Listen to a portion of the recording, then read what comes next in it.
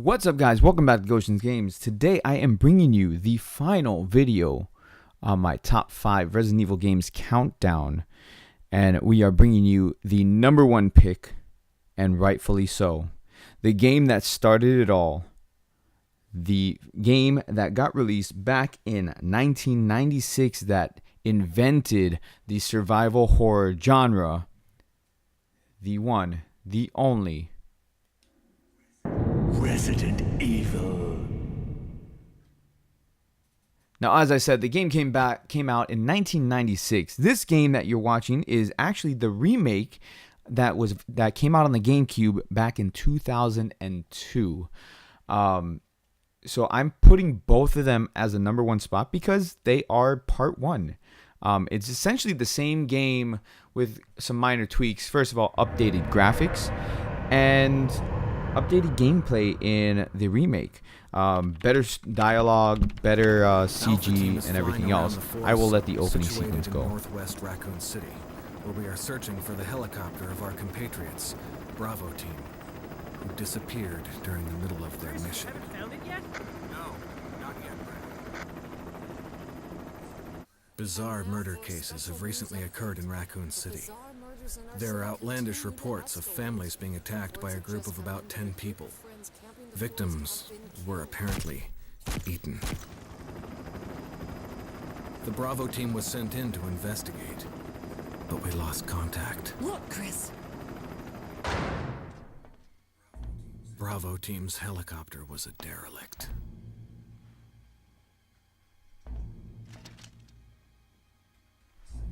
Save for the remaining body of Kevin.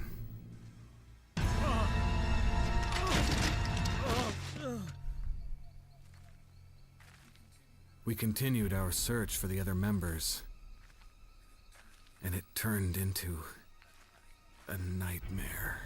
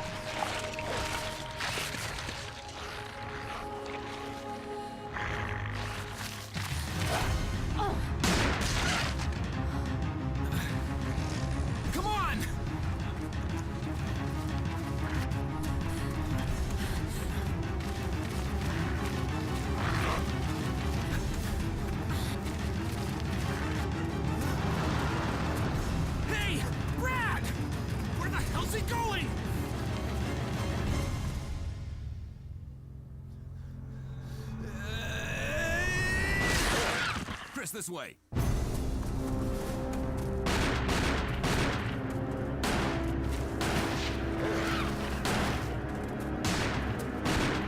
it! Make for that mansion!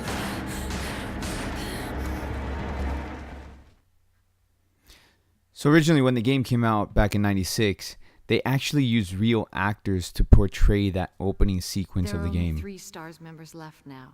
Captain Wesker, Barry, and myself. We don't know where Chris is.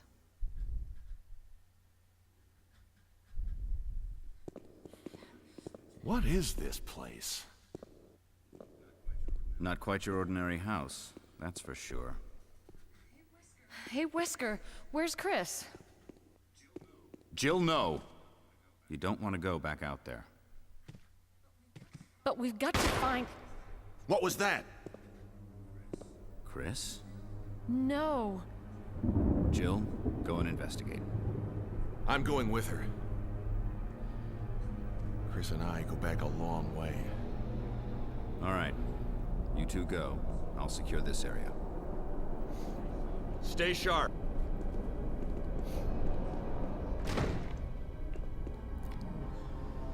So this game, like I said, came out in 1996. Was critically acclaimed for being the father of survival horror. Because after this game, then we had games like Silent Hill, Dino Crisis, but none of them, even to this day, none of them hold up to the original Resident Evil. It was so well done that it is still held in regards as being the best Resident Evil to have ever been released. And that is why it is number 1 on my top 5 Resident Evil games. I remember playing this back in 1996. That is a long time ago. We're talking 21 years at this point. I'll be examining this. 21 years ago, Just hope it's with not the Chris's. polygons and the pixels, and yeah. So I'm so glad they remade the original game, which I absolutely love the original game, and I love this game even more.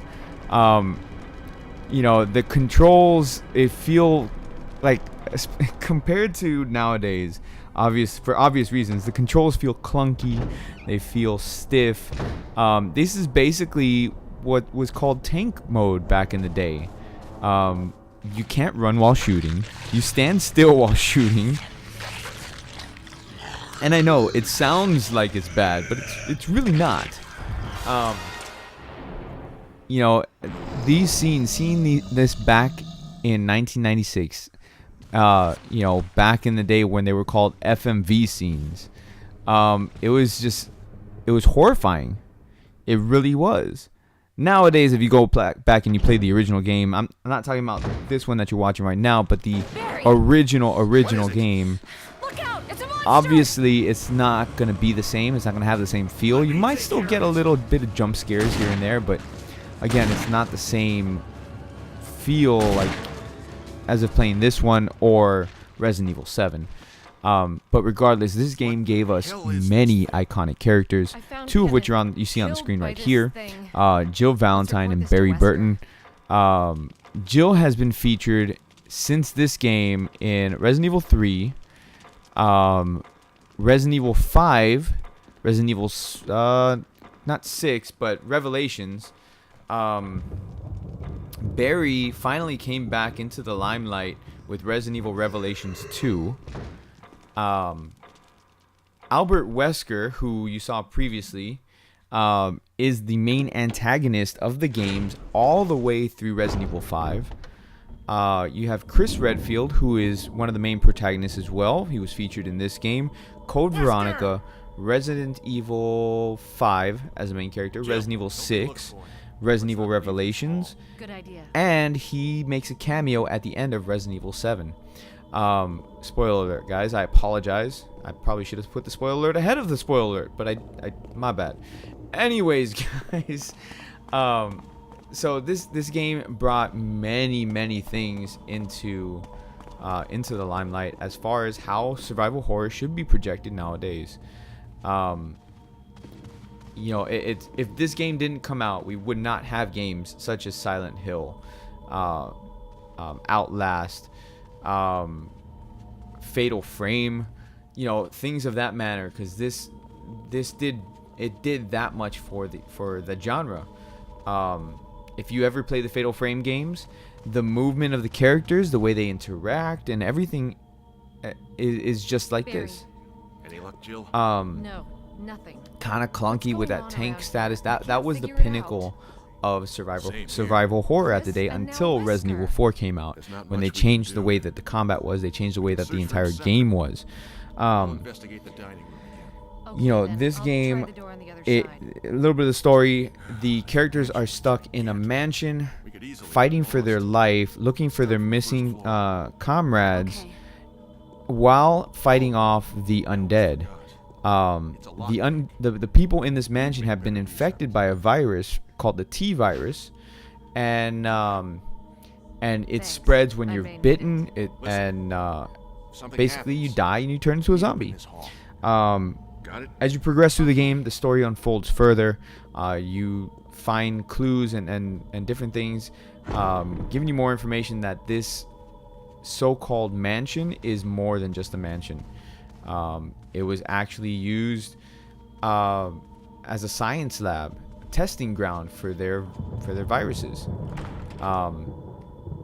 You know, they underground in another portion of the game, you go into a science lab that is run by the company known as Umbrella, and Umbrella is also the main antagonist, or one of the main antagonists of all the games. You know, like I stated, this game brought the survival horror to what it is.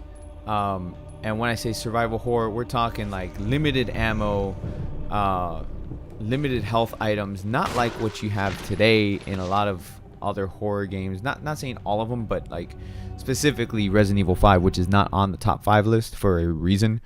Where it's, you know, you have basically as much ammo as you feel like, and you have as much health as you can carry. So this game, you know, you have to make use of your resources.